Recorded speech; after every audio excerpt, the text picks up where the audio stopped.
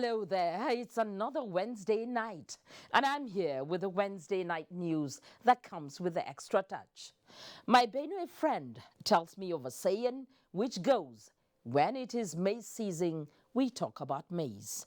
Well, it's the season of politics, and so politics we shall talk about, especially the ongoing party primaries across the country. But of course, it's not only politics that is in the air. We just celebrated the country's 58th independence anniversary. I know you wouldn't forget the News Extra team if we don't mention the memorable celebration. You still know that is not all on News Extra tonight. We have stories on human rights, security issues, business stories, and education. Tonight, let's not do a long introduction. It's News Extra, and as usual, sit back and enjoy the stories. I am Fatima Abbas Hassan. Welcome to News Extra. President Muhammadu Buhari has promised the Sharibu family that he will do all in his power to rescue Leah Sharibu from the hands of Boko Haram and bring her home. The president, who spoke to Leah Sharibu's mother, Rebecca, on telephone, said, and I quote, "I convey my emotion, the strong commitment of my administration, and the solidarity of all Nigerians to you and your family as we will do our best to bring your daughter home in peace and safety." End of quote. The president assured the mother that his heart is with her family as that of the entire nation, which continues to pray for her safe return. Now, time and time again, we're told that for any meaningful development to take place, peace must be prevalent. Apparently, this truth is sinking in gradually to the people of the Niger Delta region. That explains why leaders and other key players, including ex-militants there, have resolved to maintain peace and support the federal government in its commitment to develop manpower and infrastructure in the region. This is coming about as the Presidential Amnesty Program has embarked on a creek-to-creek amnesty awareness campaign in Edo and Delta states. Ugo Chukwuka Ona has that report. The Niger Delta region was more or less a war zone as agitators who were protesting the neglect and underdevelopment of their communities were battling with the federal government and multinational oil and gas companies operating in the region. To address this, the federal government, under the administration of the late President Umar Musa Yar'Adua, in June 2009, initiated the Presidential Amnesty Program and proclaimed unconditional pardon for over 30,000 agitators in the region implemented under the scheme, and this has led to peace in the region. To sustain this, the convergence of these key players at this town hall meeting became imperative. Spokesmen expressed their willingness to sustain the achievements recorded so far. We will not cause any destruction. We will give this government peace. For some prompt payment he has been making, at least I think he needs some accolade for that. We are ready to work on Buhari in 2019. Buhari government, they try. While assuring the people that their demands would be considered, the coordinator of the Presidential Amnesty Program, Professor Charles Dokubo, represented by a Special Assistant on Political Matters, Chief Lucky Loibo, urged the people of the region to give President Muhammadu Buhari and the Amnesty Office total support for more dividends of democracy. The Buhari government to amnesty is a success story. With the support of Buhari, amnesty has been able to, there's an increase in oil production. We are not just there in Abuja, we have to relate with you even at the grassroots level. The theme for the Creek-to-Creek Amnesty Awareness Campaign is need for sustaining lasting peace, development, stability, and showcasing the activities and achievements of President Muhammadu Buhari and the Amnesty Office of the Niger Delta region. In the meantime, more support groups have continued to give reasons why President Muhammadu Buhari should be re-elected in 2019. The latest is the Niger Delta Youth, Women and Security Movement for Buhari Oshibajo, which acknowledged the achievements of the APC-led government in the last 3 years. Political correspondent Salihu Abdullahi completes the report. These are members of the Buhari support group from across the 9 states of the Niger Delta. Their consciousness to uphold and demonstrate the passion and ensure continuity in governance through adequate engagement informed the group's visit to the headquarters of the Buhari support organization in Abuja.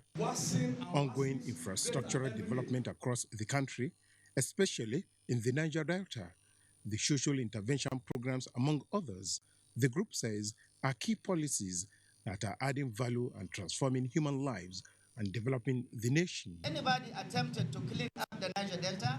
Has anybody attempted? No. Today, not only the attempt is being made, but the project has been signed. The lives of those who follow Buhari also should mirror that. We must be a people that do not run after wealth. It's not the plight of Niger Delta alone, but we know that the president is genuine. When he says he wants to do anything, he comes out to do it. Beyond this show of support, stakeholders urged members of the group to be ambassadors of President Buhari and his endeavor towards a better Nigeria. In Abuja, Salihu Abdullahi, NTA News. And as politicians are jostling and employing all manner of antics to secure tickets for the 2019 general elections, I know of somebody who is sitting pretty cool, just waiting for his swearing-in ceremony. I'm sure you know who I'm talking about. If you say it is the Osun governor-elect, Boyega Oyetola, you're correct. After all, INEC has just issued him and the deputy governor-elect, Benedict Alabi, the certificate of return in Osogbo, the state capital. Correspondent Tokpe Alabi tells us about that. That was the Supervising National Commissioner, Prince Adedeji Shoyebi, presenting certificates of return to the governor-elect and his deputy. The resident electoral commissioner, Mr. Olusegun Agbaje, said the just concluded Osun governorship election had its challenges ranging from desperate attitude of politicians, negative utterances that overrated the polity, and use of armed thugs which were dealt with by security agencies. Let me once again reassure all stakeholders in the nation's electoral process that the present INEC, under the leadership of Professor Mahmoud Yakubu, will never do anything that will alter the gains it has so far achieved in terms of credibility. The commission, he said, was indeed humbled by the outcome of the election, which he said had received commendation from stakeholders. The governor-elect, Alhaji Adegboyega Oyetola, speaks. We are going to work together to ensure that we justify the confidence that people have given to us. It's a mandate. It's a sacred mandate. And I cherish the law. While reiterating the commitment of the electoral umpire to consider all reports concerning the election, INEC said political parties are free to challenge the outcome at election tribunal. In Osogbo, Tokpe Alabi, NTA News. Well, for politicians who are jostling for tickets to represent their people at various levels, we can all see it has not been easy sailing. Even sitting governors and members of the National Assembly are not guaranteed any free passage. So you can understand the joy of the Bauchi State Governor, Muhammad Abdullahi Abubakar, who has just passed the hurdle of the primary on the APC platform. It's no wonder he is dedicating the victory to God and calling on other aspirants and party faithful to join hands with him for the overall success of the party in the state. Adamu Haruna. Adamu completes that report. Governor Muhammad Abubakar, while reacting to the declaration, said the victory is from God, not as a result of his strategy or efforts. He, however, appealed to other contenders to come together for the good of the party in the state and thanked all other APC supporters for their contributions. All of them realized that since the commitment is towards the development and the well-being of Bauchi State, now you may be able to do it at a later date. Governor Abubakar also refuted allegations of intimidation leveled against him by other contenders. In Bauchi, Adamu Haruna Adams, NTA News. Well, the much talked about beauty of democracy, where every individual is given the opportunity to exercise his or her right of choice, came to the fore when Professor Babagana Umara Zulmun, earlier endorsed by Governor Kashim Shettima but rejected by other aspirants, emerged victorious at the primary held in Maiduguri, the state capital. Abubakar Mohammed Musa reports that, interestingly, before the election, 10 of the 20 aspirants stepped down for him. All Progressives Congress delegates from the 27 local government areas of Borno State and critical stakeholders of the party, as well as officials from the APC National Secretariat, gathered at El Kanemi Warrior Sports Center, Maiduguri, venue of the indirect governorship primary election, which started late in the evening last Sunday. The exercise can best be described as orderly and the most peaceful in recent years. Governor Kashim Shettima and other critical stakeholders of APC in Borno State said the leadership of the party has provided a level playing ground to all governorship aspirants in the state. After compilation of the total votes cast, former Commissioner for Reconstruction, Rehabilitation and Resettlement, Professor Babagana Umar Zulum, emerged overall winner with 4,432 votes, followed by Idris Durkwa with 114 votes, Kashim Ibrahim Imam with 20 votes, and Gambolawan 2 votes. Mustafa Baba Shauri, Ambassador Baba Ahmed Jeddah, and Atom Magra got 1 vote each. Those without votes are Umar Alkali Nasku, Abba Jato, and Barrister Muhammad Kumalia.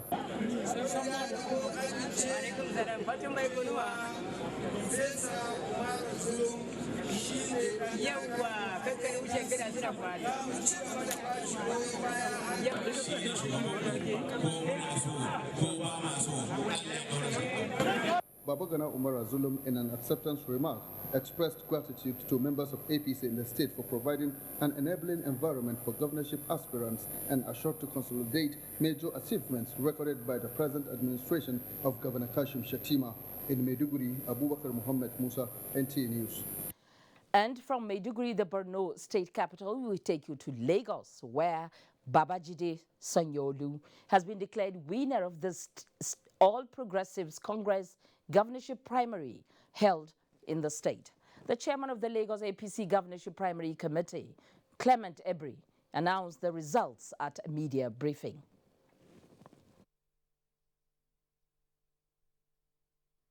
As Governor Akim Ambode not only considered defeat, but promised to work for the party's victory. He appealed to all Lagosians to support the new standard bearer. Dear Lagosians, APC is a great party, and the interest of our beloved state must always supersede that of any person or group. It is in this regard that I wholeheartedly congratulate the winner of the Lagos State APC primaries, Mr. Babajide Sanwo-Olu, and urge all Lagosians to immediately support our party's gubernatorial candidate in the 2019 elections and work for the success of our dear party. Earlier, Chairman of the Lagos State Governorship Primary Committee, Clement Ebri, released the official result. Babajide Sanwo-Olu scored 970,851 votes. Following these results, I, Clement Ebri, the chairman of the Lagos State APC Governorship Primary Committee, hereby declare Babajide Sanwo-Olu as the winner.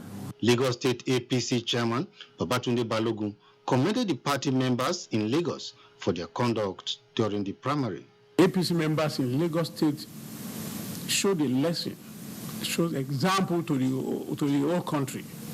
We conducted the elections in 245 wards, and there was no single incidence of violence. The party chairman, however, says the senatorial primaries could not be conducted today because the electoral materials had not been received. In Lagos, Tunde Saiki, NTA News. And still remaining with the party primaries, the Niger State Governor, Abubakar Sani Bello, has been formally announced as the duly returned candidate of the All Progressives Congress in the state.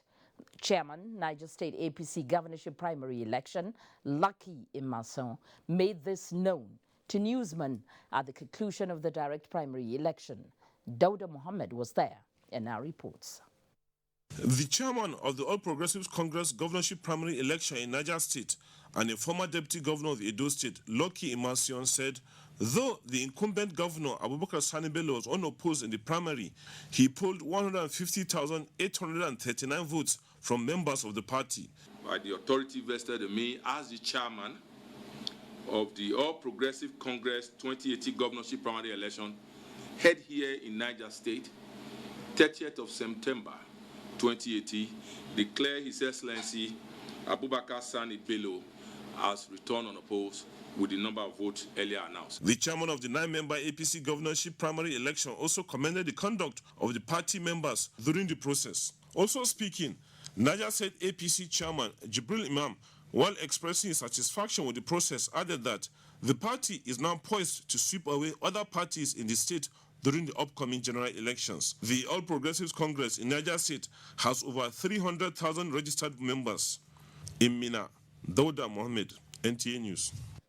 And a serving member of the House of Representatives, Adekunle Akilade, representing Yewa South, Ikpokia Federal Constituency, has clinched the APC governorship ticket for Ogun State.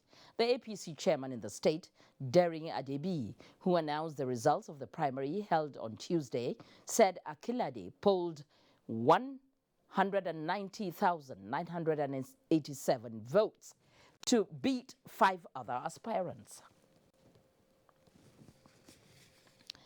Ahead of its national convention, the People's Democratic Party, PDP, has debunked the rumor that the National Working Committee is in support of a particular presidential aspirant. Our correspondent, Timothy Yusuf, completes the report. National Publicity Secretary of the PDP maintains that 13 presidential aspirants will slug it out at the National Convention, slated for Port Harcourt this weekend on a level playing ground. The party says it has internal mechanism in place to handle all post-convention conflicts. But we are very concerned about the process of this national convention. On the electoral committee, each of the aspirants will nominate 2 of their supporters to be part of the electoral committee. The essence of this is to showcase the transparency. The Social Democratic Party, SDP, in a similar development, says 4,500 delegates will participate in the party's national convention this weekend in Abuja.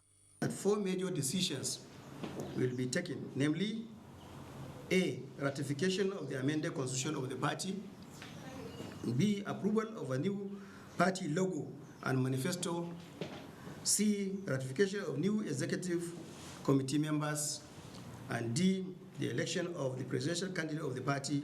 5 presidential aspirants are expected to slug it out at the party's national convention in Abuja. Timothy Yusuf, NTA News. President Muhammadu Buhari says he will soon bring all speculations to an end by naming a presidential campaign council to lead the All Progressives Congress APC to victory in the February 2019 general elections. A statement by the senior special assistant to the president, Garba Shehu, indicates that the president appreciates the growing interest that Nigerians have shown in this issue, and he is conscious of their keen expectation. For now, the president and the party executives are focused on the APC convention scheduled for Saturday, the 6th of October. In a separate development, Ambassador Ahmed Sharibu has emerged victorious at the governorship primary of the new Nigeria People's Party in Bauchi State. Abbas Kano reports that the winner defeated Mahmoud Maijama to represent the party in the forthcoming election. 4 aspirants initially indicated interest to contest the Bauchi State governorship seat under the NNPP. However, 2 voluntarily withdrew few days to the primary election. Announcing the result of the election conducted through indirect system, the chairman of the Electoral Committee, Professor Muhammad Kabir, said the final result was the outcome of submissions by the returning officers from all the 20 local government areas of the state. Total of 224 votes. I hereby declare that Ambassador Ahmed Adamu is declared the winner. The winner, Ambassador Ahmed Sharibu, a former secretary to the state government and one-time commissioner, expressed the hope that the people of Bauchi will vote for NNPP during the forthcoming general election in the country.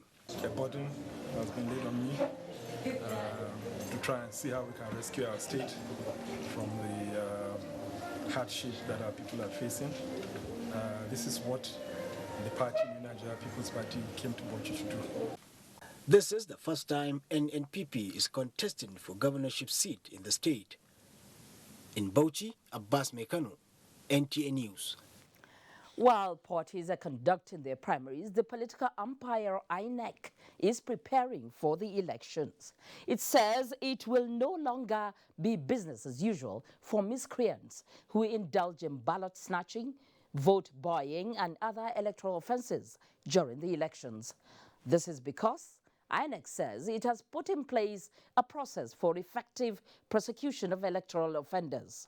To back and bite, the Commission is training its legal officers and police personnel in Calabar, the Cross River State capital. Maureen Leo Ajam has that story. After the 2011 general elections, about 870,000 cases of multiple registration and other electoral offences, including snatching of ballot boxes, vote buying, and other practices which disrupt electoral process, have been recorded. To reduce these to the barest in the forthcoming general elections, the legal officers of INEC as well as other security operatives saddled with the responsibility of prosecuting electoral offenders were exposed to the nitty-gritty of prosecuting electoral offenders. Some of the cases that we have been seeing of electoral fraud and offenses will be addressed, by a separate body that will be fully staffed and funded to do exactly, to address exactly the issue of electoral offenses.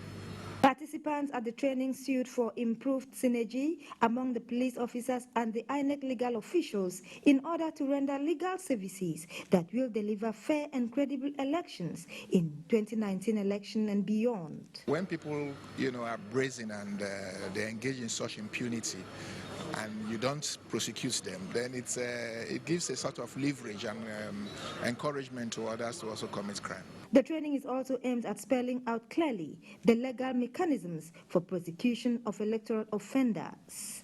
In Calabar, Maureen Leo Ajom, NTA News. Power, the five-letter word that has generated interesting discussions among Nigerians. What more is the federal government doing in this sector? Our correspondent on special assignment tells us more after the break. Join us again. Some have sense and cannot think. Some can't think but have no sense. Ah! Sister, good morning. I have everything. Can you come to my This is beautiful.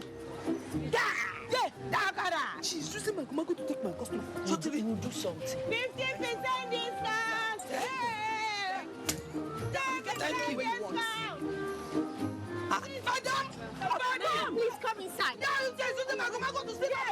Shut up your mouth! So you don't know that with no Oga SIM, you can upload your market and get as many customers as you want? You useless! I said, come on, you begin where you come. You get great. Stand up.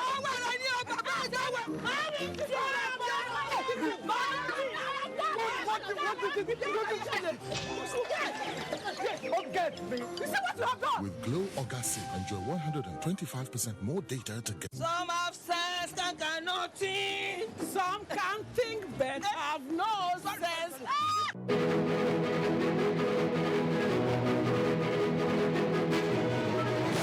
How did I get here? It all started shortly after I graduated from MSTC, the Model Skills Training Center, with a certificate in ICT. I successfully developed a data management program that has been called the software of the future. Thanks to its success, everyone wants it, and as you can see, now everyone wants me. But I'm not alone. The skills training programs at MSTC are equipping young Nigerians to become the next big success story. Whether it's ICT, mechatronics, facility technology, electronics and computer networking, or culinary studies, a certificate at MSTC is the way of the future. And just like me, there he is. Everyone will want you to. ETF, developing the nation's human resource. Hello. Hi, Jenny. Can you supply 1,000 bottles of juice by noon? Yes, ma'am. Yeah, bye. Hello? One day, I go any store and say I want everything. Jenny, Auntie, please, I need a loan. One day, anything I want, hurry up. Get it times two. Someday, I'll be living. Hello?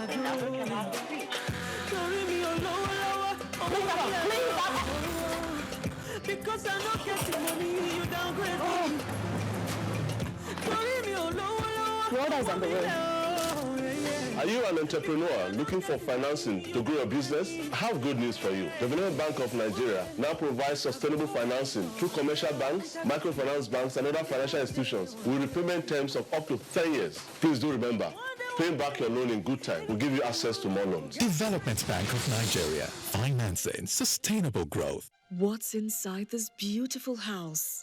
Inside, there is a very beautiful family. And in this family, there is a lot of love. And inside this love, there's Alpenliebe. And in the center of Alpenliebe, there is a feeling made with rich milk and creamy caramel. Alpenliebe, the milk-filled candy that warms your heart with love. Alpenliebe, bring hearts closer. All right, kids, today you're all going to tell me how you all spent your holidays. So the essay will be... Who did that? Who did that?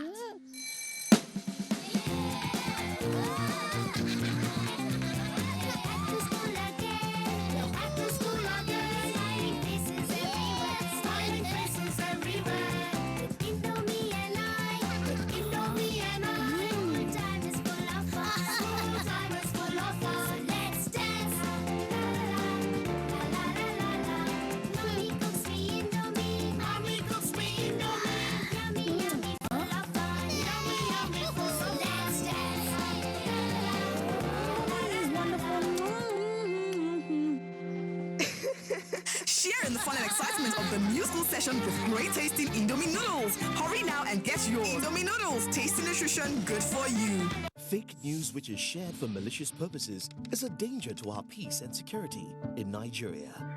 Misinformation as fake news is a serious threat to our hard-earned democracy and promotes hatred and misunderstanding between our communities. We are all responsible for stopping the spread of fake news in its tracks. So, always check the source and credibility of any news item. Say no to fake news. This message is brought to you by the Federal Ministry of Information. You're welcome back. It's good to know that you're out there watching News Extra tonight. Now, let's talk about Nigeria's independence. In spite of several challenges of nationhood, Nigerians see a bright future. A future guests on Tuesday Live say can only become a reality if everyone works in unison for the greater good of all. Joseph Johnson reports that the guests were deliberating on the topic Nigeria at 58, the journey so far. Picture a 58-year-old man through the eyes of the younger generation and juxtapose it with Nigeria. It would seem like a grown nation. But comparatively, the country is said to be a growing baby. A baby, many say, is stunted by lack of team spirit, selflessness and political will. Describing the journey of 58 years as draggy, the guests on Tuesday Live expressed the belief that whereas the past contributed to the sluggish growth of the nation, the future of Nigeria remains promising. As such, should be given more attention. Well, genuinely, for people of my generation and the hopes which were entertained in 1960, not just by Nigerians, but by the world, we have not performed as well as we should. It did not create the crisis of confidence and the conflicts that are going on all over the place. I think that those crises have been brought about because the failure of the Nigerian government to further good governance as spelled out in Chapter 2 of our Constitution. Whether you restructured Nigeria into 100 states or into 6 zones or 8 zones, if the idea of going into politics is to go and loot and become a member of Forbes list of rich men, we get nowhere. There has to be a shared national vision which everybody in the system must commit to. In the midst of all the challenges somewhat slowing down the progression of nation building, there are indications that with the Buhari administration's drive towards switching Nigeria's journey tracks, the country may yet not only strive for the best, but will thrive in the long run. Joseph Johnson, NTA News. The journey of Nigeria at 58 has been with some hurdles, but quality leadership per term can translate the fortunes of the country. This was the consensus of guests on NTA's Good Morning Nigeria as they x-rayed the economic perspective of Nigeria at 58. Attitudinal consciousness by both government and the people, they also suggest, is paramount in the development of the nation. Patricia Isani-Luba has the details. Many people have different projections about how a country can achieve greatness. But a common opinion among development economists is that perseverance is one of the attributes of great nations. In other words, ability to be steadfast in pursuing one's goals despite challenges make a nation strong. Specifically, economic experts have predicted that Nigeria has what it takes to achieve the greatness that she desires. Coupled with the fact that we have an economic planning policy that is consistent with the realities of that time and peacefully implemented by all actors. There was also a culture of planning. The first development plan was 1962 to 1968. I've studied it in material detail. There were top Harvard economists who came, worked with the Nigerian economists in designing that plan.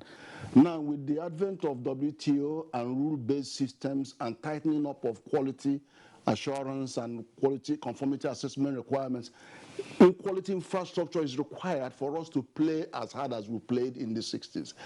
At independence in 1960, agriculture was the mainstay of the nation's economy, providing the largest foreign exchange between 1970s and the 1980s. Oil accounted for nearly 87% of exports. Since then, the country has been grappling with challenges associated with oil and other development issues. Speaking against this background, guests on Good Morning Nigeria say, Nigeria can achieve much more if Nigerians can change the negative perception. On his part, Nazif Dharma and Obadiah Mailafia harped on strategy and privatization. The country needs a sustained planning culture. Now, let us institutionalize it in such a way that if you have that law, whosoever come, he cannot be able to do anything outside that planning. It should be agro-allied, it should be linked, agriculture generating surplus from the rural area, feeding into the urban industrial manufacturing sector. The guests are optimistic that attitudinal change and perception will make the difference.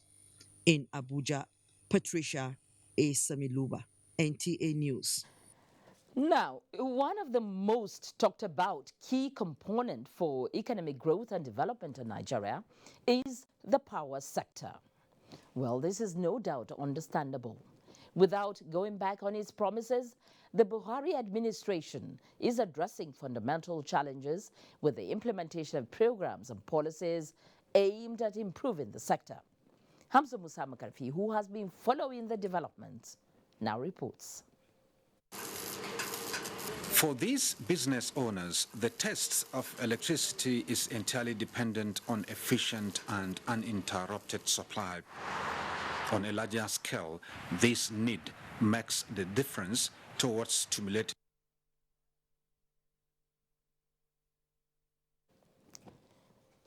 We're sorry about that. Now, The Attorney General of the Federation and Minister of Justice, Abubakar Malami, says government is committed to the promotion and protection of human rights in Nigeria.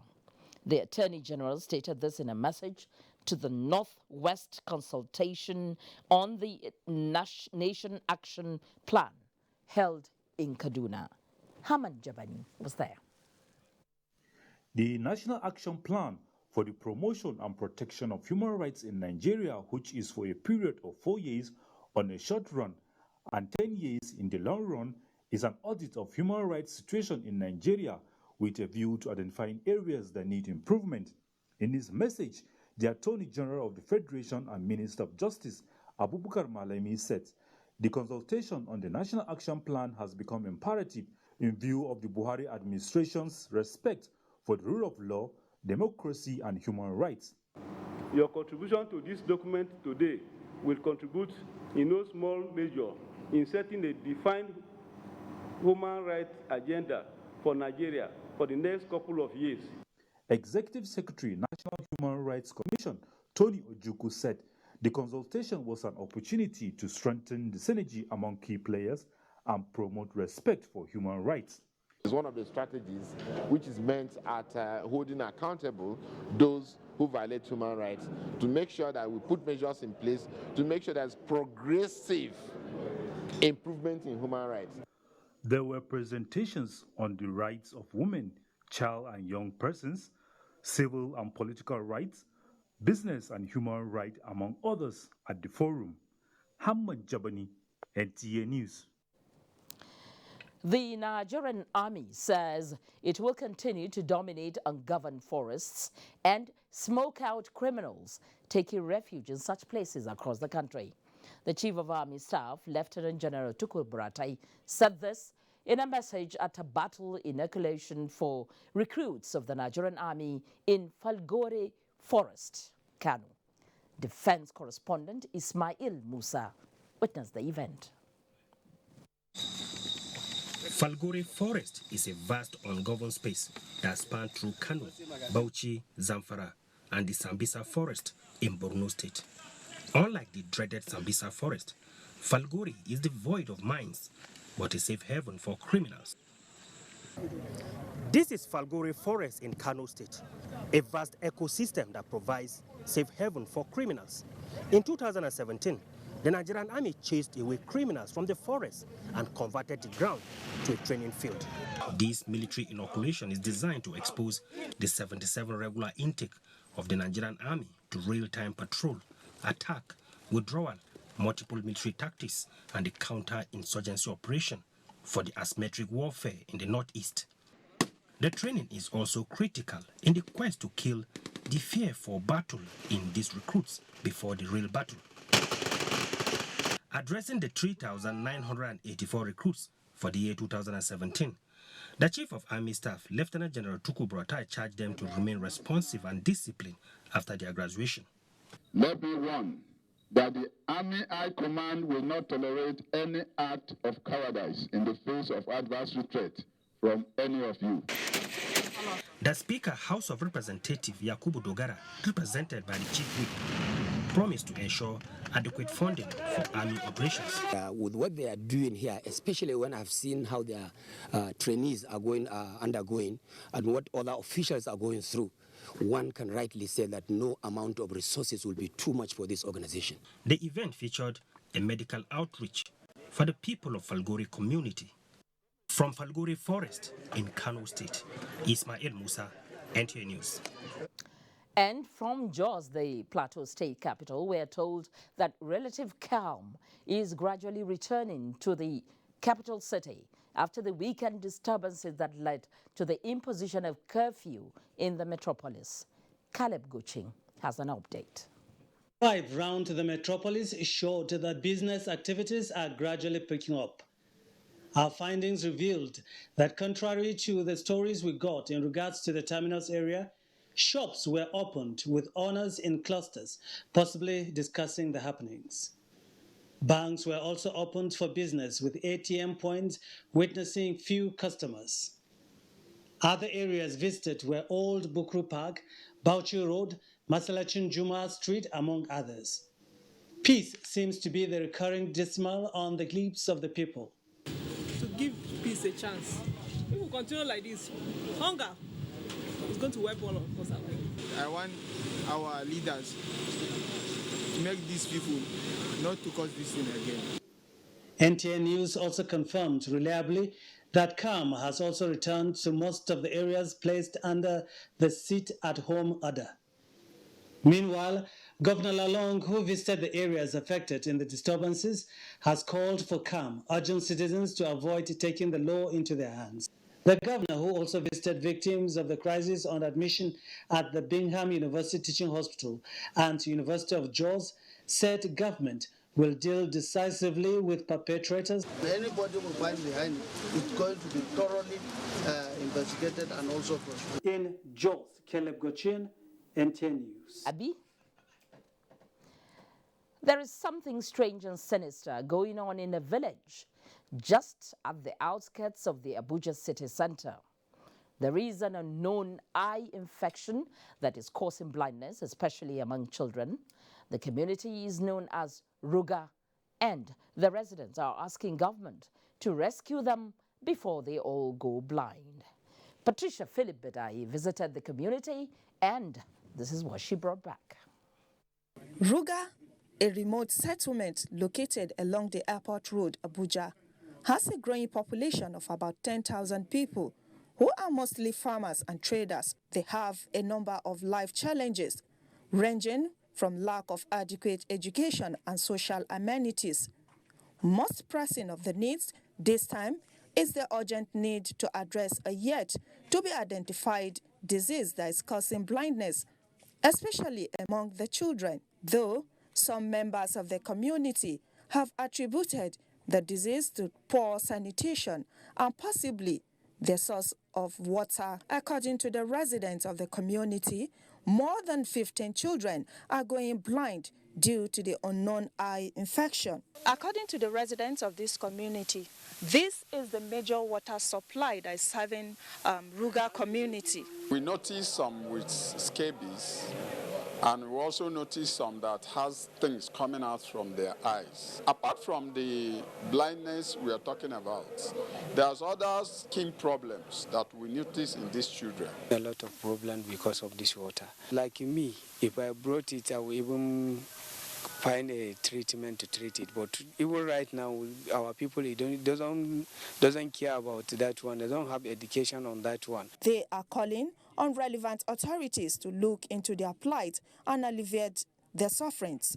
With the condition of these children, it will be difficult for them or for us to achieve what we want in the area of education and the life of these children. Meanwhile, the acting secretary, Health and Human Services Secretariat, Dr. Aminu Mohammed Mai, while briefing the media after a team of medical experts visited the community, says there is no evidence of an outbreak, but a case of an allergy that causes the eye and skin diseases among the children. It's not an outbreak. It is allergic conjunctivitis.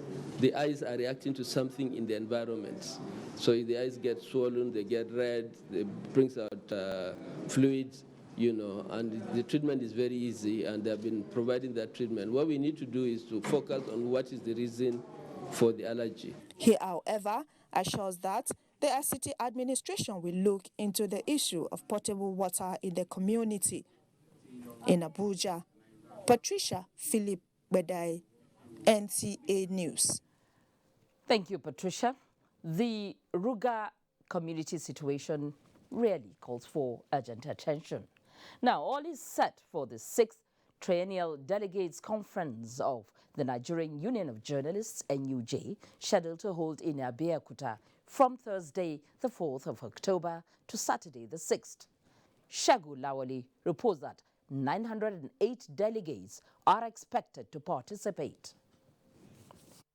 The NUJ Press Center at Okelewo, Abeokuta is already playing host to delegates from across the country for the 6th Triennial NUJ Delegate Conference, expected to produce the next #1 journalist in Nigeria and other national executive members. With 908 delegates accredited, 33 candidates are taking a shot at available elective positions. As far as the electoral committee is concerned, we have given assurance that there will be credible process. So let us ensure that we give this process a chance. Whoever emerges is part of us. We embrace him and move on. 6 candidates are jostling for the seat of the president, including Dele Atubi of NTA headquarters.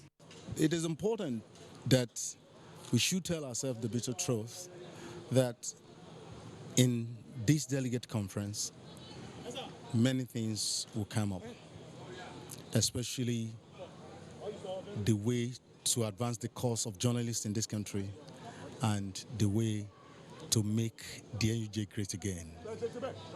The incumbent president, who is also seeking a second term in office, explained the choice of the theme of this year's conference, which is Media, Hate Speeches and 2019 General Elections in Nigeria. We believe we should stem that thing now before it goes out of hand.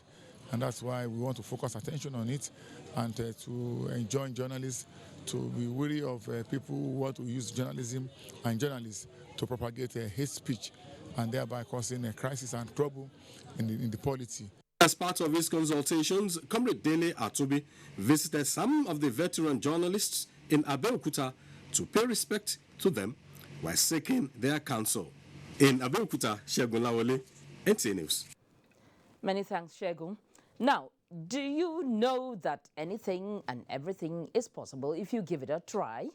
Well, not sounding religious. Stay tuned as News Extra returns with a report of the creativity and integrity of Nigerians. That's after the break when we return. Hello, Niger. It's a beautiful day. And now it's time for some amazing music. Don't go anywhere, because we'll be right back. Where is it? What are you searching for?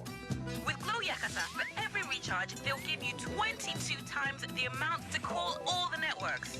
What? So if I load 100 Naira, they will give me 2,200 Naira? Exactly! And that's not all. They are also giving up to 6 gigabytes of data every month for 6 whole months. Wow! That's incredible! Yes! Are you sure? 22 times on every recharge? Yup. Found it! Found it! That's it! Glow Yakata. Get up to 6 gigabytes of data every month for 6 months and 2,200 Naira bonus for every 100 Naira recharge. The call all networks where talkers and browsers live. The largest data network, Glow, grandmasters of data. Psst, you in the air-conditioned office with the itchy throat. Strepsils. Girl in the spotlight with the raspy throat. Strepsils. You in the pollution. It's you. Dry throat. Strepsils. Hello in the downpour with the scratchy throat. Take Strepsils. Strepsils, with its soothing medicinal ingredients, will heal the harm done to your throat from external factors. Strepsils. Strepsils. Strepsils, for a dry, itchy, raspy, scratchy throat. Winning in hot and dry conditions is hard. Causes the body to sweat, which attracts germs that are easily passed from one person to another. What keeps you so cool, man? Dettol Cool combines Dettol's protection and an invincible icy feel. For super cool confidence, use Dettol Cool. Dettol soap is now also available for 100 Naira only. Kehinde suffers from indigestion. His twin Taiyi suffers from heartburn. Sometimes it's the other way around, or both. That's why they use Gaviscon Double Action. It soothes within 3 minutes and lasts for up to 4 hours. For double relief from heartburn and indigestion, Gaviscon Double Action. In Nigeria, there is one sound we need to silence.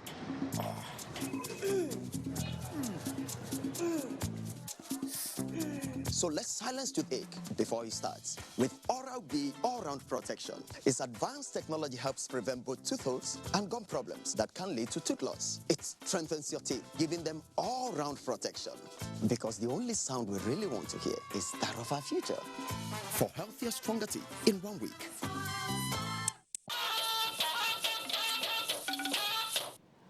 We're glad to have you back with us on News Extra. And we now take you back to our earlier story on Power, in which we said that in line with its promises, the Buhari administration is addressing fundamental challenges within the power sector with the implementation of programs and policies aimed at improving that sector. Hamza Musa Makarfi, who has been following the developments, now brings us up to date. For these business owners, the test of electricity is entirely dependent on efficient and uninterrupted supply.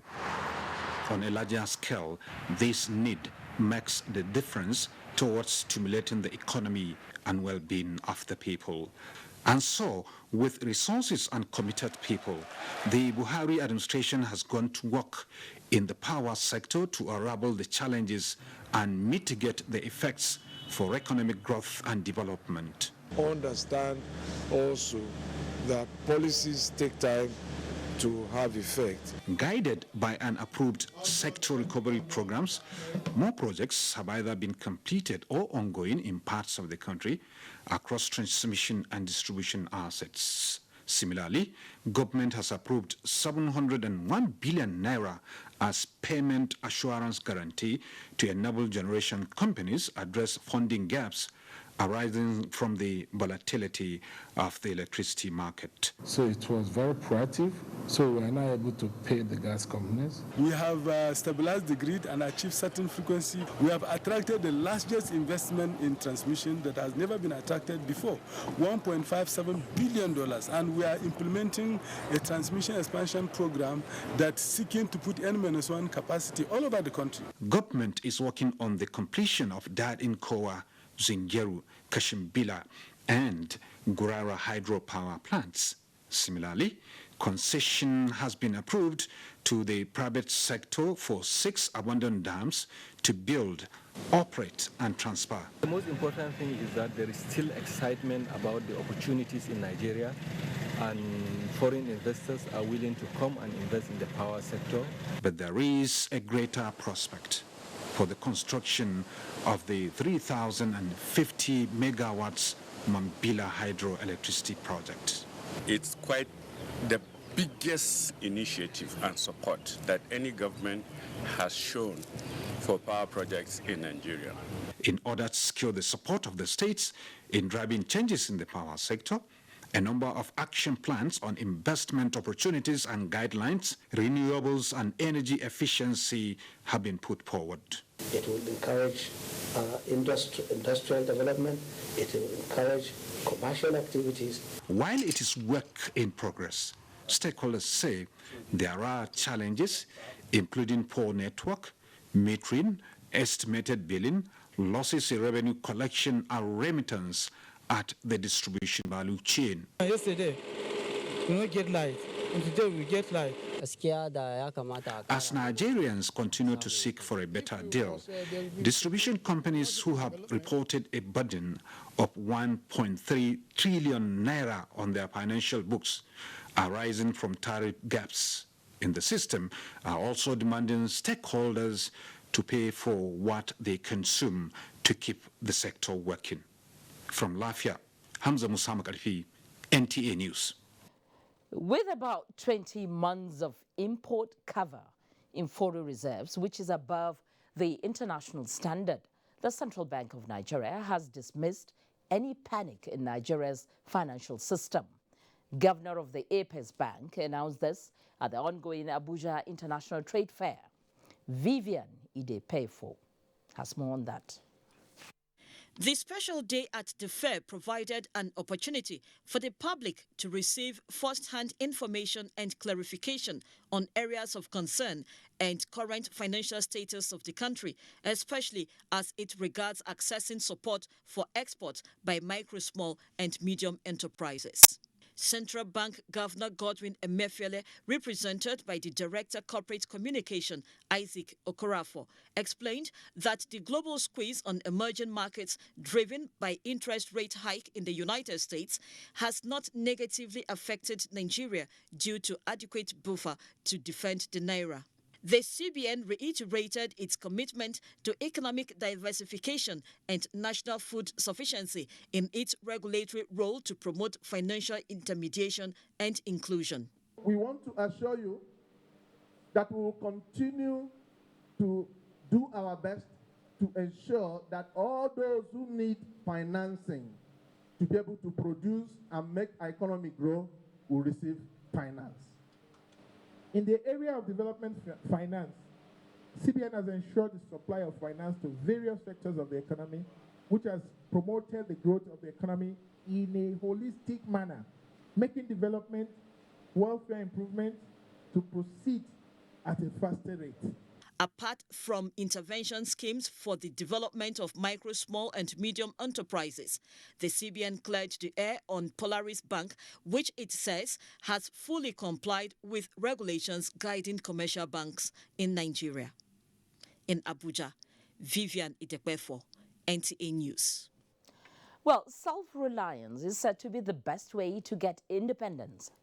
In these days of dearth of white-collar jobs, it is always heartwarming to come across youths who are thinking of being their bosses instead of waiting endlessly for a government job. It is even more heartwarming when you come across those whose mindsets are geared towards self-reliance. Adebola Brooklyn Sunday met one of such young Nigerians at the Abuja Trade Center.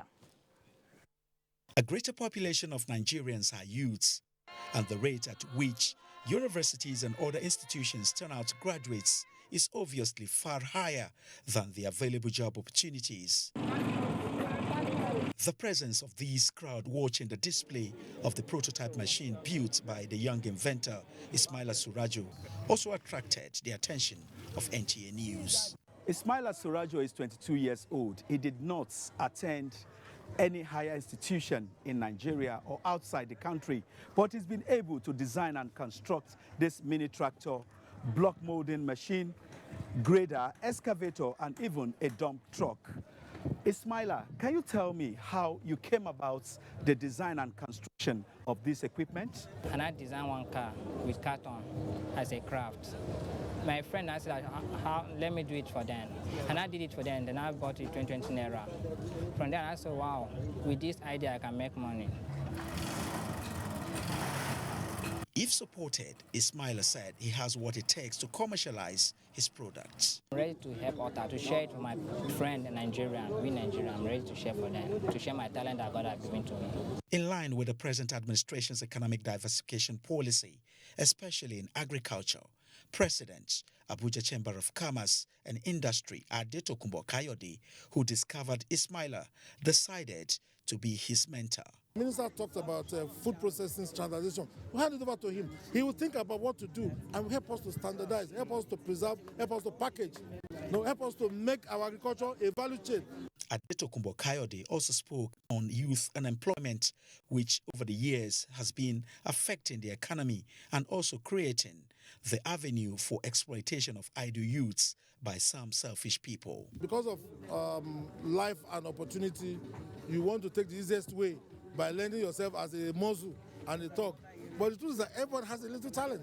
The National Office for Technology Acquisition and Promotion, NOTAP, has its mandate to promote locally generated technology and intellectual property. Inventors who have invention, a protected invention can actually license the inventions to will be investors. For instance, they can license it. That is not selling it outrightly. They can license it and be collecting royalty from the licensees.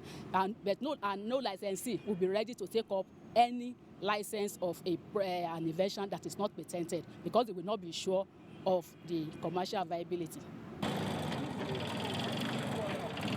Ismaila Surajo has indeed showed that the best place to find a helping hand is at the center of one's palm. Adebola Brooklyn Sunday, NTA News. Have you ever wondered what the hospitality industry in Nigeria would look like if more than 80% of materials for construction and furnishing from start to finish are locally sourced? Well, for an answer, just visit the redefined Hawthorne Suites, Abuja by Wyndham. Olayinka Ojo was at the pre-opening media briefing of this international standard hotel in Abuja. Nigeria is set to join the list of countries to enjoy hospitality at its best, as the Hampton Suites by Wyndham, a part of the Wyndham Hotels and Resorts with chain based in the United States, opens its first in West Africa this weekend. The group is one of the world's largest and most diverse hotel companies, having approximately 9,000 and more than 600,000 rooms in 66 countries. General Manager, Hampton Suites Abuja by Wyndham, Amin Saad says, with 108 suites, the hotel is giving a new face to the industry as it has all facilities customers need with extra largesse. The rooms feature include wet bars, expanded cable television, and upgraded bedding featuring signature suite bedding experience. Whenever you stay at Hampton Suites, your records are on our database. And if you get to a certain level, you'll be able to achieve a complimentary room night. The good thing about the hotel industry is for every one person that you employ, you also employ others vis-a-vis the supplies that you buy, the maintenance, the equipment, things like that. Located in the heart of the capital city, the hotel boasts of arrays of luxurious furnished suites, having gone through rebranding. Its grand official opening is slated for this weekend. In Abuja, Olayinka Ojo, NTA News. Has the federal government increased tuition fees in federal universities? Plus, outcome of an unscheduled visit by a correspondent to a school in Makoko. Stay tuned as News Extra brings the reports of a tale of two sides of the coin.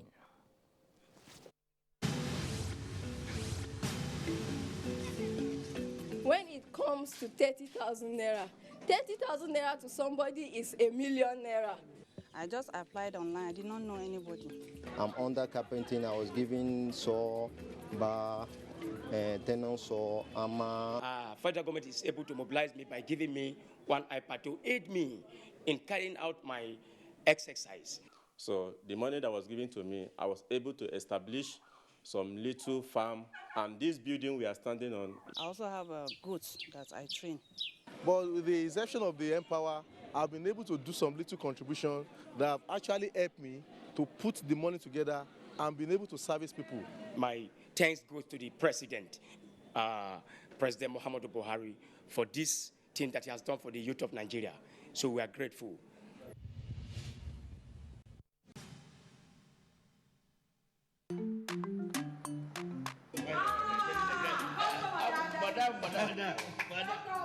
Madam. Brought us as usual. As usual. You have no problem. For the three you are welcome, sir. As usual, yeah? Welcome. You take that one. Yeah, take that one. You don't understand? We want Nigerian homegrown rice. Finish. You don't have? You don't have? Join the rice revolution today. No other rice that tastes like Nigerian rice. Are you sorry? That's the Nigerian rice we are talking about. Chocolate made in Nigerian rice. Healthy food. I'm going to bring Mrs. Mobu to come to chocolate rice of made in Nigeria here. And see how it are made. Correct. How they are cook it. Homegrown rice are good for your health. It boosts our economy and give employment to our people. This message is brought to you by the Federal Ministry of Information and Culture. Welcome back if you're just joining us. You're on to News Extra, reaching you live from Abuja, Nigeria's capital city. An approach to enable government provide social amenities to cater for unaccounted children is underway in Nigeria through UNICEF's intervention. Our correspondent Uche Ugochukwu reports that the move is to enable proper planning and budgeting for children under 5.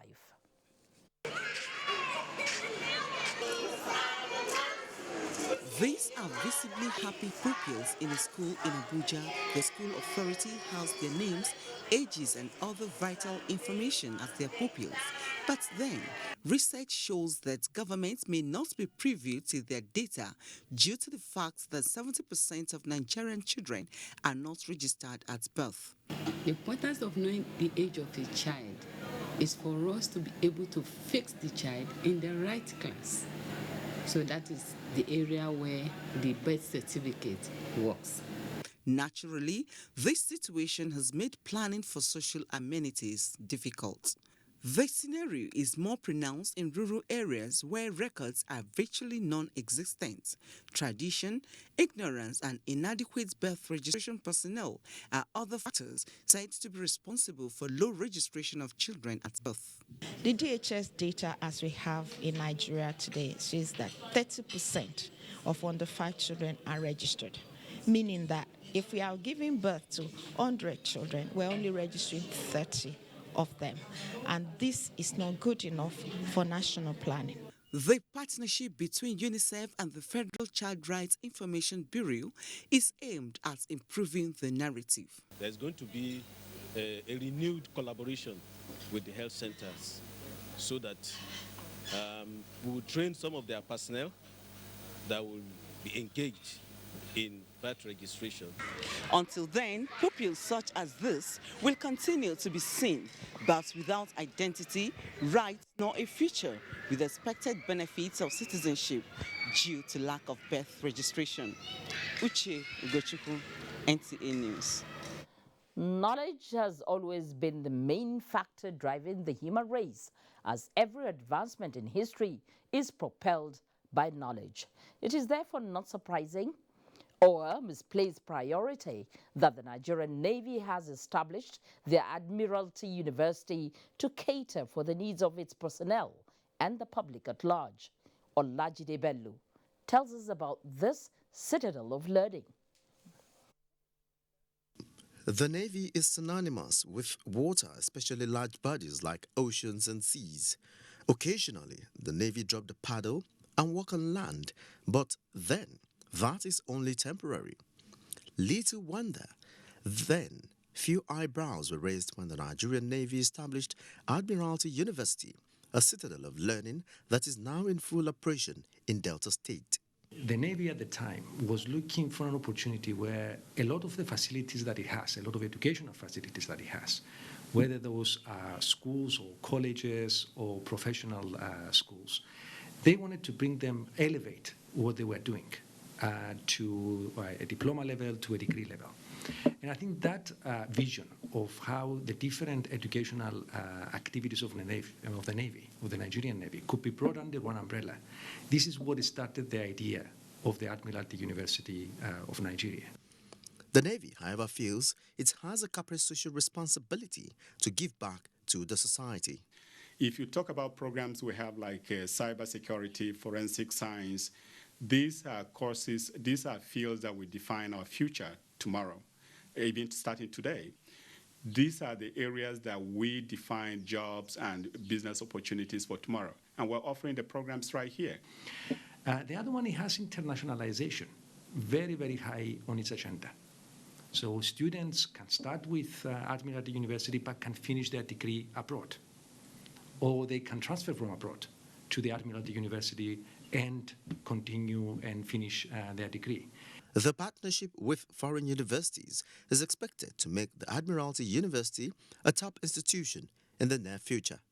Olajide Bello, NTA News. The federal government has denied any increase in the tuition fees charged by federal universities or any tertiary institution funded from the Federation account. A statement released by Ben Bem Gun, Deputy Director and Head of Press, Federal Ministry of Education, a reaction to the stories making the rounds that government is planning an increase of 350,000 naira in university fees. The Permanent Secretary, Ministry of Education, Sonny Echano, emphatically denied the claim. The Permanent Secretary said apart from lacking in merit and logic, it is strange and curious that the story is coming at a time government is investing heavily in the school feeding program, designed to bring more children on board the ship of education sector. He asked all well-meaning Nigerians to disregard the story in its entirety.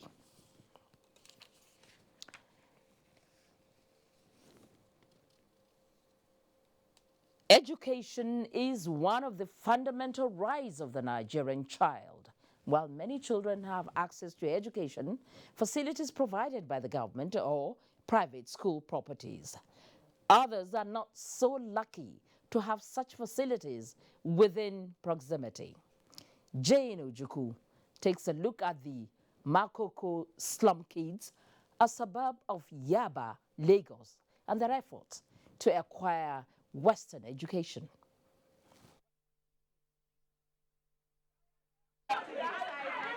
They are Nigerian children. They live in Makoko, a slum in Yaba Local Council Development Area of Lagos State. Many of them live in some of these makeshift shanty structures on top of the lagoon. Due to the environmental terrain of the Makoko slum, the only nursery and primary school built by the government is this facility, housing Makoko Anglican Primary School, Adekunle Anglican Primary School, and Ayetoro Anglican Church Primary School, all located some kilometers from the lagoon area. Sheki Okpeyemi is a primary 4 pupil of Makoko Anglican Primary School. She lives in one of the shanties and travels by boat daily to get to school. How to do that? I come to school by boat. But thousands of other children of school age in Makoko slum are not yet this lucky in pursuing their educational dreams. Most of our students, when they got out, some are making accident by machine, by this motor vehicle. So, and also that we need school here in our community here. We need the government to build a good school for us so that we cannot be taking boats to be going to school. The school that we close to our house. Medinat Adedeji is the head teacher of Adekunle Anglican Primary School. If the population of about 1,141 pupils, but the teachers are not sufficient. She said the school has the capacity to accommodate more kids if only its challenges, which include inadequate teachers, are addressed. So even communicate with them is really a big problem. You speak in English, they'll be looking at you. You speak in Yoruba, they'll be looking at you. But as time goes on, they started catching up. Ide Benjamin Moses was born and brought up in Makoko. Concerned by the challenges faced by children living in the slum, he set up this primary school to help bring education closer to the slum kids. Some of them on water, it gets more difficult for their children from water to meet up with the time accurate of school here on land to resume to school 7 or 7:30. So I started this program with a big challenge. A non-governmental organization, Slum to School, which has been assisting in providing education to Makoko slum kids since 2012, says over 400 pupils have benefited from its scholarship programs. Our goal is to see how we can ensure that every child in these communities have the right supports, the right environments to become the best that they are meant to be. Despite these efforts and that of the government in providing education for the Makoko slum kids, observers say much more needs to be done to enhance accessibility to education for the Makoko kids. In Lagos, Jane Ojukwu, NTA News.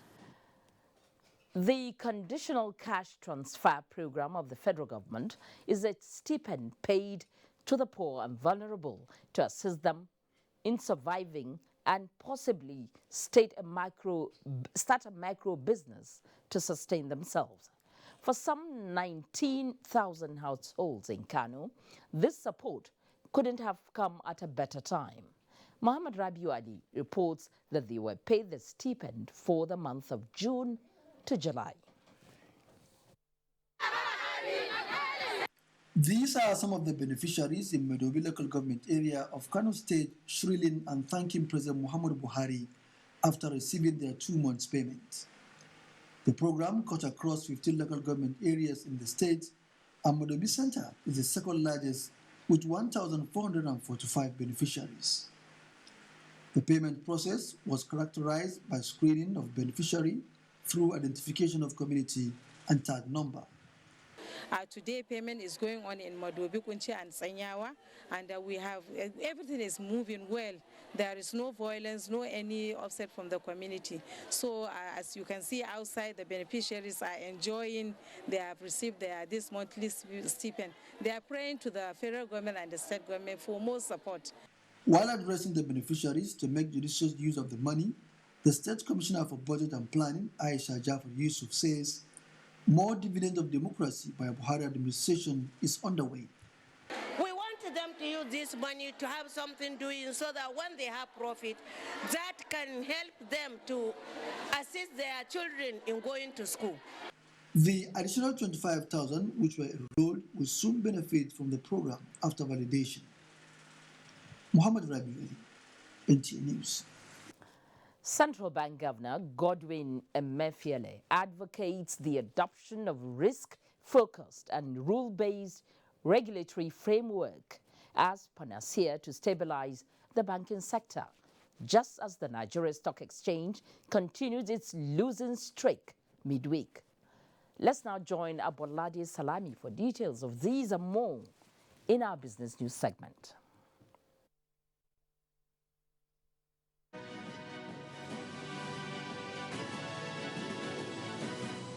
Good evening and thanks for joining us on the business news segment. The adoption of zero tolerance and regulatory framework for information rendition and enforcement of corporate governance principles in banking sector have helped stabilize the sector. CBN Governor Godwin Emefiele, represented by Olatun Akinola of the Financial Market Department, CBN said accountability in the implementation of banking laws contributed to the strengthening of financial markets to moderate liquidity in the economy. In Nigeria, financial market development has been driven by several reforms over the years, in line with the evolution taking place in the finance landscape around the globe. We have progressed from an era of heavy regulation to the ongoing era that is driven primarily by deregulation, liberalization, and globalization. Securities, and this is also happening in Nigeria, foreign holdings of CBN bills, the OMOs that are being issued. Now, the story is quite telling. If you look at fixed income, you've seen that you have about $2 billion in 2000 and, let's say, mid-2016. That has gone up to all the way to $16 billion. The diversification drive of the federal government through industrialization remains key driver of Nigeria's economic growth. Minister of State for Trade and Investment, Aisha Abubakar, said government remains focused on improving the industry through its policies. The present regime remains committed to the diversification of this economy through industrialization. The Federal Ministry of Industry, Trade and Investment's vision is to promote economic growth, create jobs, and generate wealth. We will therefore continue to partner with the private sector by initiating and implementing robust sector-specific policies with a view to providing enabling and conducive environment for private sector to operate and thrive. Great things will come, and it's only about time that by working with the mainstream policies that will catalyze industrial renaissance in Nigeria, MAN and AGI have a lot to do to make sure that quality standards and competitiveness will be guaranteed in integrating the single market between Ghana and Nigeria. And now let's take you to the Nigerian Stock Exchange to see how stocks were traded midweek. Midweek trading ended in the red, depreciating by 0.79% to close the all-share index in 32,454.03 basis points, with a volume of shares traded at 136 million, valued at 1.4 billion naira, which changed hands in 2,801 deals, with 11.8 trillion as the market capitalization. Nestle, with 1 naira gain, led the table, followed by Dangote Sugar, while Dangote Cement, with 4 naira, 9 kobo loss, led the losers table, followed by Nigerian breweries, depreciating by 2 naira, 5 kobo per share. Stock Market Reports concludes business news segment. News Extra continues shortly. Please stay with us. Nigeria has again committed itself to operating her space science and technology within the approved international guidelines. This was at the 15th International Telecommunication Union's consultation meeting in Abuja. Chimdima Ndubisi reports that the meeting is being hosted for the first time in Africa.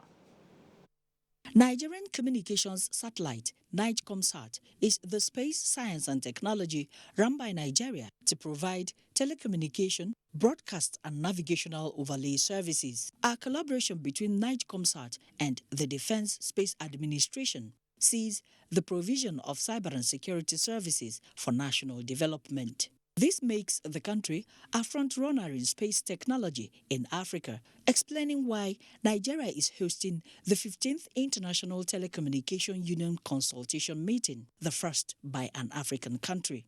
Here, world space administrators operating or planning to operate systems in aeronautical radio navigation satellite services are discussing to determine and achieve the level of operation and protection of systems. Nigeria is quick to pledge allegiance to provisions of the United Nations Committee on the Peaceful Uses of Outer Space. The Nigerian Air Force will be glad to key into the navigation overlay service, especially for in-flight connectivity and performance-based navigation.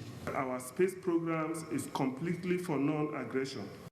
This is because Nigeria is a responsible member of the international community that intends to pursue its legitimate ambition in space for peaceful purposes. And we continue to support the ITU in its different operations and services to ensure that relevant technical and administrative parameters, as well as requirements for operational and planned radio navigation satellite systems, are well coordinated. We are reversing this trend of relying only on natural resources by leveraging on ICTs to stimulate economic growth as well as sustain rapid socio-economic development with emphasis on jobs and wealth creation. Already, the country has put in place enabling environment to facilitate tapping from information and communication technology-driven economy. In Abuja, Chimdima Ndubisi, NTA News. You're watching News Extra on the NTA. Sports update is next after the break. Join us again. Experience, they say, is the best teacher. They hold us from the sea. Thank God that we came back home. They should not go there because it's not good. It's a very bad place. So they just may have us. Even now, sir, they are shooting the boat they are going to use to go Italy. May they stop it. Our country is good. Our country is a blessed country. Now I know our country is a blessed country. I know before I for not travel from Nigeria to Libya. I know how much I spent. Let these personal experiences serve as a lesson to all who would repeat their mistakes. A word is enough for the wise. This is a public service announcement brought to you by NTA. You're welcome back. Now, the death toll in Indonesia's twin quake tsunami disaster increases to more than 1,400 as rescuers scramble to locate survivors. Details of this and more with Obiageli Ugokwe on News Across the Globe. We begin with developments on the African continent. Ethiopia's Prime Minister Abiy Ahmed has appealed to authorities in regional states to address the ethnic tensions that have led to tens of thousands of people being displaced by violence. Mr. Ahmed was addressing a conference of the ruling EPRDF coalition, his first speech as a Prime Minister. In the meantime, the death toll in Indonesia's twin quake tsunami disaster has reached above 1,400, with rescue efforts still ongoing 5 days after the disaster struck. Indonesia's disaster agency spokesperson said thousands of people are injured and more than 70,000 have been displaced from their homes. Meanwhile, the UN has warned of vast unmet needs as rescue efforts are hampered by lack of heavy machinery and severe transport links. And from the UN comes a report that the International Court of Justice has ordered the US to ease sanctions it imposed on Iran after pulling out of a nuclear deal last year. Announcing the decision Wednesday, the court's president, Judge Abdulgawi Yusuf, said exports of humanitarian goods such as food and medicines should be allowed. However, the US argued the court has no jurisdiction in the case as it concerns its national security. And that's it from the scene. To stay tuned for the rest of the news. I'm Obiageli Ugoke. And on the sports scene, Abuja Barracks female competition kicks off as video assistant referees begin training to perfect the system.